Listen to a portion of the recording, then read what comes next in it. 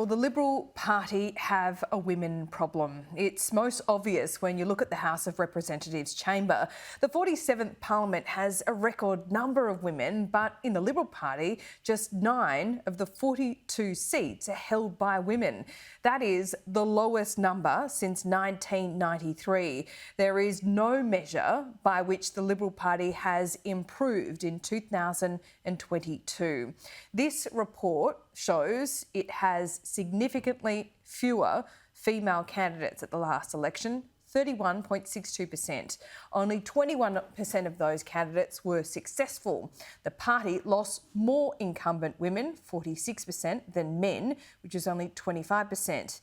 These are the bald facts laid out in this gender analysis report compiled by Liberal Senator Linda Reynolds, and this has been distributed internally.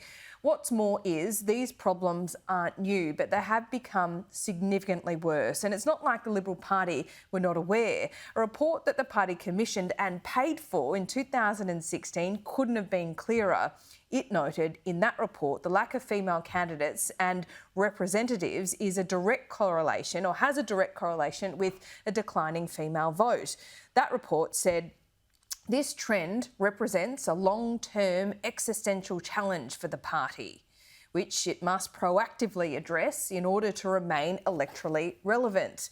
This same report outlines strategies and targets to reach 50-50 by 2025.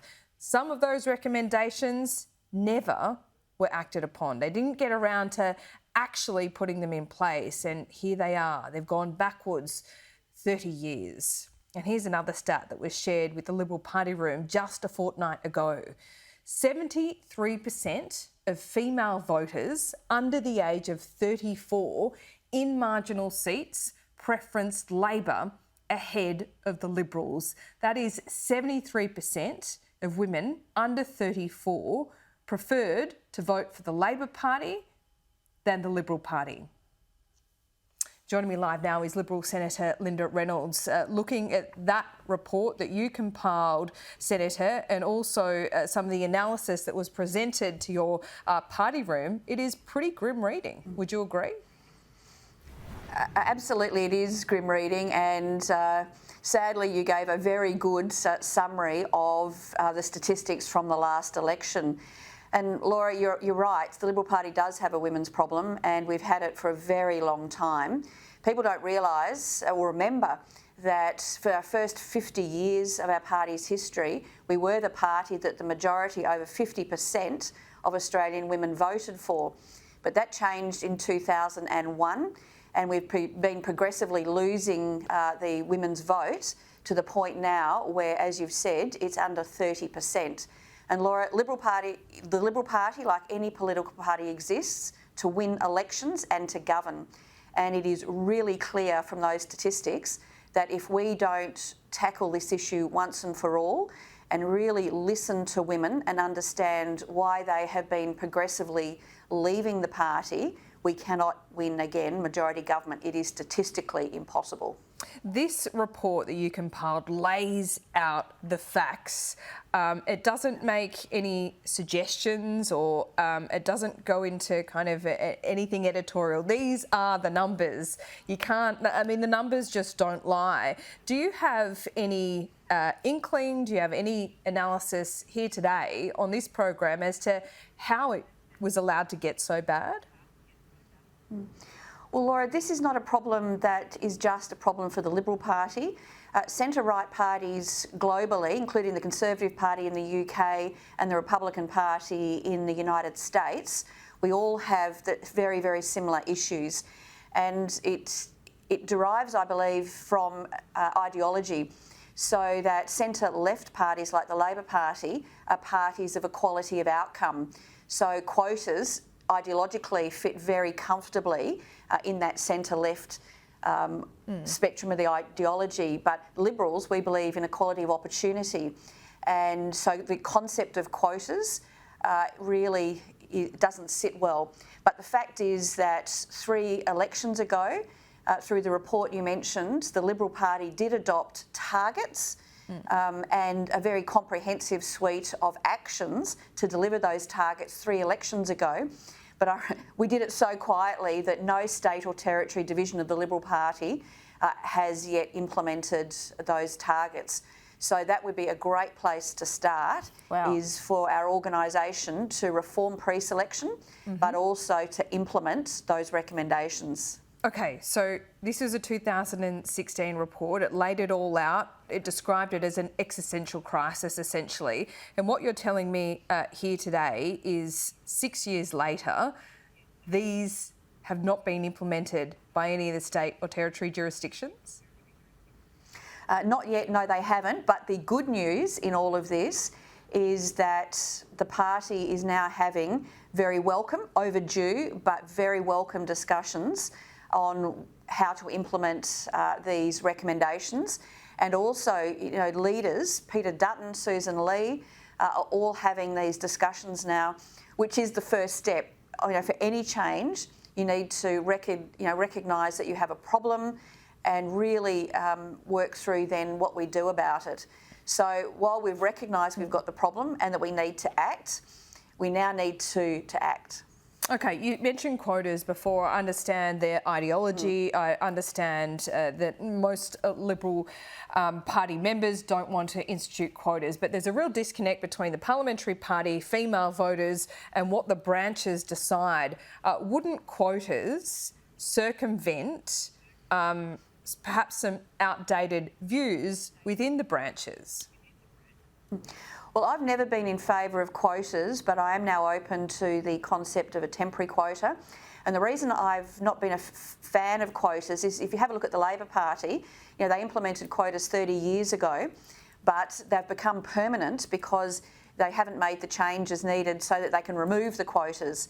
So whether it's a target with teeth, as people in the Liberal Party are talking about, or whether it's a temporary quota, you've still got to make the change within the organisation, culturally and structurally, to actually make sure that those changes stick.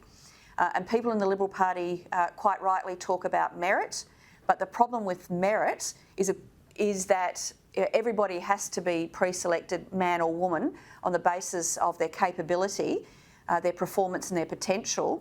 But the problem is it's very subjective, and having 8 out of 10 of our elected MPs does not represent merit of who we have available in the Liberal Party, and it certainly does not represent the communities that we are seeking to represent. So we do have to tackle that, because as I said at the beginning, Laura, is that we only exist as a party to contest elections, to win and to form government.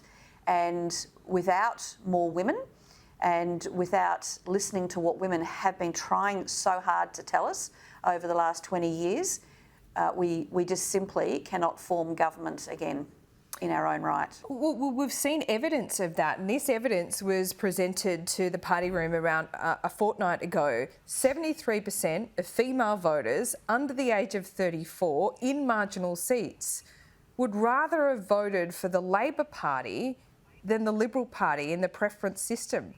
I mean, did that send shockwaves through the room? Yes, it did, but again, I don't think it was unexpected, because as members and senators, we're out in the community talking to people right across our communities, and I think it was very clear to many of us that women just did not believe that we understood what was important to them, and we certainly didn't represent their views on issues such as the environment, but also on gender itself. So regardless of what we may think ourselves, very clearly women and many men don't think that we represent them on these issues. So that is something that we're now talking about, and Peter has been leading some discussions, as has Susan, about what that means for us. But we have to act on 2 fronts, Laura. First of all is on our policies and how we engage with the Australian community on our policies to get that trust back.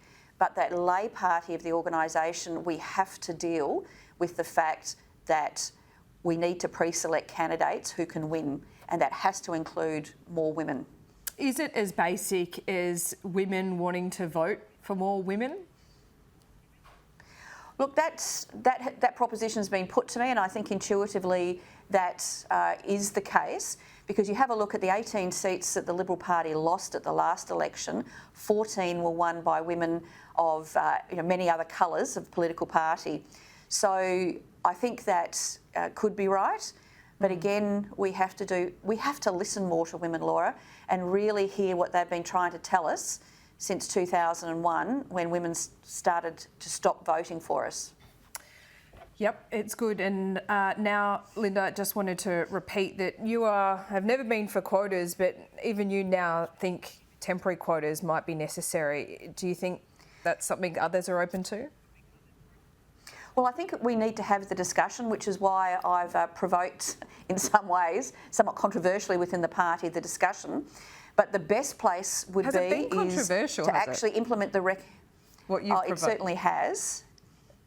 Why? Even just using the word quota, it sends shivers down the spines of many Liberals, men and women. But I think, look, I've done this to provoke discussion, and it has certainly done that. But the best place for the party to start is with the report that we adopted in 2016 and actually implement the recommendations to meet voluntary targets of more women in our leadership positions in the party, but also as candidates in winnable seats. That's a great place to start. It is. Well, good luck with that, Linda Reynolds. I think we'll be having more conversations like this in the weeks and months ahead. Thanks for your time. And hopefully we'll have good news for you, Laura. Thank you.